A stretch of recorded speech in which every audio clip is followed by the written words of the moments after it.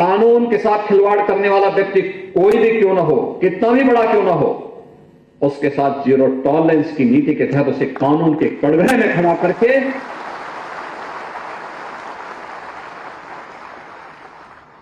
उसको उसका सही जगह पहुंचाने की कार्रवाई से भी हमें हिचक नहीं करनी चाहिए। नमस्कार, आप देख रहे हैं न्यूज 18 इंडिया। मैं हूं आपके साथ सपना शुक्ला। उत्तर प्रदेश के चुनावी समर में भले ही 6 महीने का वक्त बचा हो, लेकिन पूरे देश में इसे लेकर उत्सुकता और राजनीतिक सरगर्मी चरम पर पहुंच चुकी है। लेकिन क्यों? वजह क्या है? पहली वजह, एनडीए लगातार तीसरी बार यूपी की सत्ता पर काबिज होकर नया इतिहास रचना चाहती है, जबकि समाजवादी पार्टी अपने हालिया मजबूत प्रदर्शन के दम पर सत्ता में वापसी के लिए पूरी ताकत झोंक चुकी है। दूसरी बड़ी वजह है निषाद पार्टी, सुहेलदेव भारतीय समाज पार्टी और अपना दल जैसे क्षेत्रीय सहयोगी दल अपनी सीटों की हिस्सेदारी को लेकर लगातार दबाव बना रहे हैं एनडीए के भीतर, जिससे गठबंधन का समीकरण बेहद दिलचस्प होता जा रहा है। तीसरी बड़ी वजह है चंद्रशेखर आजाद की पार्टी समाज पार्टी, और इसके बढ़ते प्रभाव ने पश्चिमी उत्तर प्रदेश और खास तौर पर दलित युवाओं के बीच एक नया राजनीतिक विकल्प जरूर खड़ा कर दिया है, जिससे पारंपरिक समीकरण बदल गए हैं उत्तर प्रदेश के भीतर। तो ये तो यूपी चुनाव में जमाने की दिलचस्पी की वजह। बढ़ते हैं आगे। उत्तर प्रदेश के चुनावी समर में भले ही रथी महारथी ताल ठोकते रहे हों, लेकिन जिन पर जमाने की नजर है वो मुख्यतः दो महारथी हैं। एक तरफ है मुख्यमंत्री योगी आदित्यनाथ, जो लगातार तीसरी बार सत्ता में लौटने की कोशिश करेंगे, लगातार तीसरी बार मुख्यमंत्री बनने की कोशिश करेंगे। और दूसरी तरफ है विपक्ष का सबसे बड़ा चेहरा अखिलेश यादव, जो समाजवादी पार्टी की सरकार वापस लाने का दावा करते थकते नहीं है। एक तरफ कानून व्यवस्था, विकास और हिंदुत्व का मॉडल है, और दूसरी तरफ पीडीए, सामाजिक न्याय और बदलाव का नारा है। योगी के सामने सवाल है, क्या सरकार के कामकाज और संगठन के दम पर वो हैट्रिक लगा पाएंगे? अखिलेश के सामने चुनौती है, क्या वो 2024 की लोकसभा की जो उनकी सफलता थी उसको विधानसभा में भी रिपीट कर पाएंगे? क्या वो विधानसभा की जीत में बदल पाएंगे? क्या यूपी की जनता को स्थिरता पसंद आएगी, या यूपी की जनता इस बार बदलाव का मूड बना रही है? 2027 का चुनाव सिर्फ दो नेताओं के बीच मुकाबला नहीं है, ये दो राजनीतिक मॉडलों, दो सामाजिक गठबंधनों और दो अलग अलग भविष्य की कल्पनाओं के बीच का चुनाव होना है। तो चलिए समझने की कोशिश ये करते हैं कि योगी की हैट्रिक लगेगी या अखिलेश की वापसी होगी। योगी और अखिलेश के मुकाबले को 2027 का सबसे बड़ा मुकाबला बताया जा रहा है।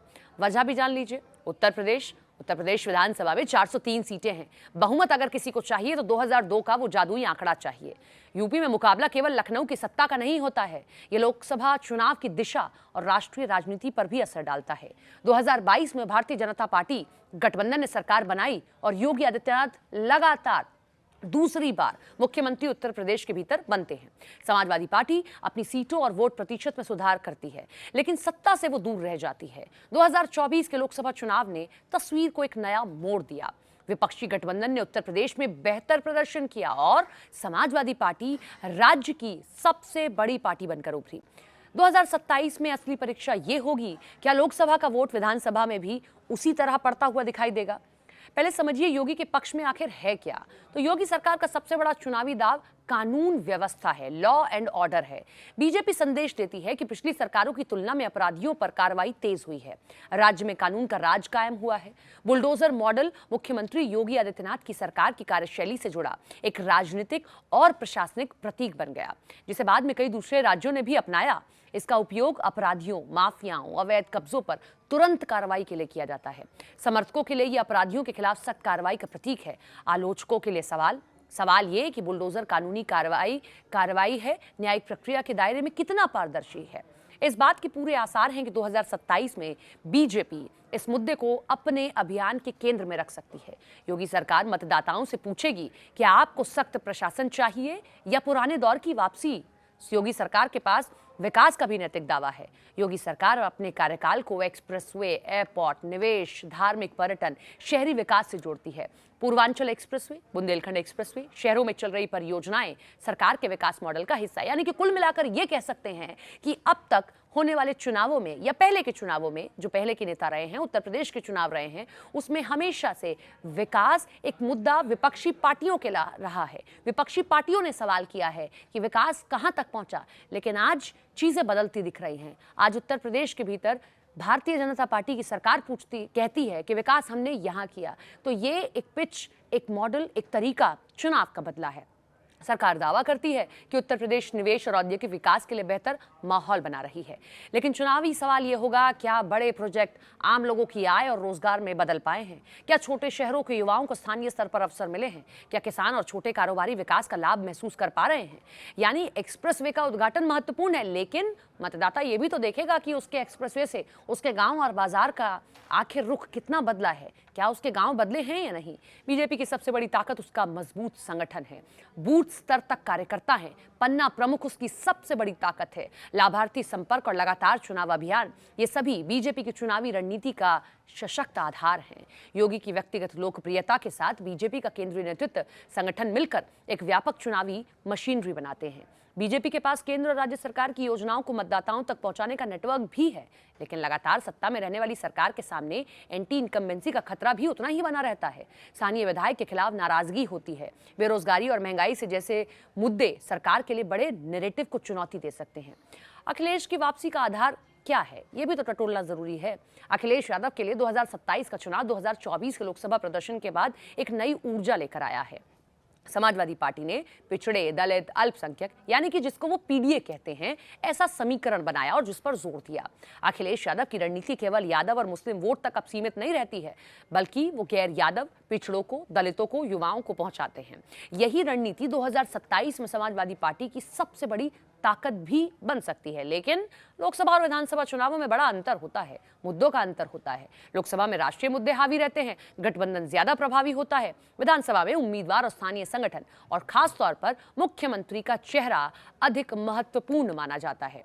पीडीए यानी कि पिछड़ा, दलित, अल्पसंख्यक समाजवादी पार्टी का सबसे प्रमुख राजनीतिक फॉर्मूला बन चुका है, जिसने उसको रिजल्ट भी दिए हैं। इस फॉर्मूले में आधी आबादी भी है। अगड़े वर्गों को भी जोड़ने की कोशिश इस वक्त अखिलेश यादव कर रहे हैं, जिसका जीता जागता उदाहरण है पवन पांडे को अयोध्या से टिकट दे देना।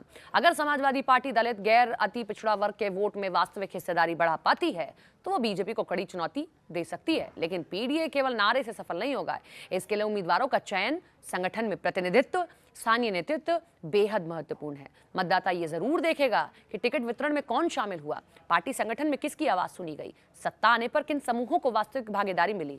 और इसमें सबसे बड़ा सवाल तो यही हो गया है कि जिस तरीके से आशू मलिक और इमरान मसूद एक मीटिंग में लड़ लेते हैं, हालांकि वो अदावत पुरानी है, लेकिन आज ये खुलकर सबके सामने आ गई है। जेनजी और पहली बार वोट देने वाले युवाओं का एक बड़ा वर्ग नेताओं से सीधे सवाल पूछ रहा है। आप जानते हैं, ये केवल भारतीय जातीय पहचान या पुराने नारों से संतुष्ट नहीं होते। खासतौर पर जेनजी।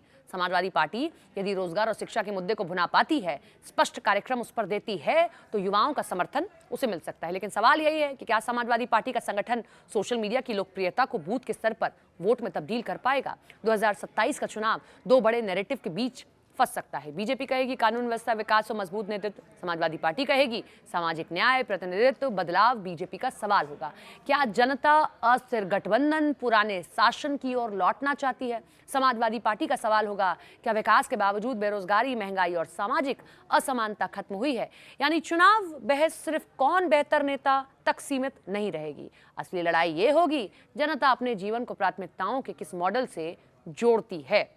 दो नए प्रभावशाली वोट समूह चुनावी परिणाम को प्रभावित कर सकते हैं, जिसमें एक महिला मतदाता जो अब तक भारतीय जनता पार्टी अपने साथ रखती रही है, और दूसरा जेनजी जिसको योगी आदित्यनाथ अपनी अलग अलग योजनाओं से लुभाने की कोशिश कर रहे हैं। यानी कि कुल मिलाकर हम कहें कि चुनावों में वक्त जरूर है, लेकिन तैयारियां अभी से शुरू हो गई हैं। अभी से सबने अपनी बिसात बिछानी शुरू कर दी है, क्योंकि बाकी राज्यों के चुनाव एक तरफ और उत्तर प्रदेश का चुनाव एक तरफ। निगाहें सबकी रहेंगी कि कोशिश किसकी रंग लेकर आती है।